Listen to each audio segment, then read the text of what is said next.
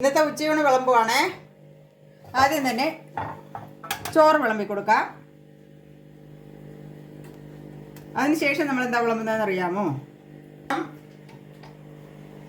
Beetroot തോരൻ. കണ്ടോ, നമ്മൾ മുട്ടയും ഒക്കെ ഇട്ട്, മുട്ടയും തേങ്ങായും ഒക്കെ ഇട്ടുണ്ടാക്കിയ ബീട്രൂട്ട് തോരൻ. അതിനുശേഷം നമ്മൾ വിളമ്പുന്നത് മെഴുക്ക് പുരട്ടിയാണ്.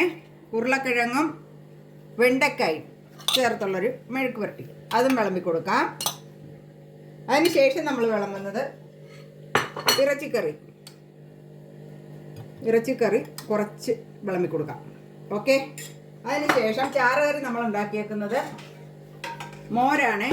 കണ്ടോ, അതും കൂടെ വിളമ്പി കൊടുക്കാം. അപ്പം ഇത്രയേ ഉള്ളൂ ഇന്നത്തെ ഉച്ചയൂണ്. എങ്ങനെയുണ്ട്? അടിപൊളിയല്ലേ?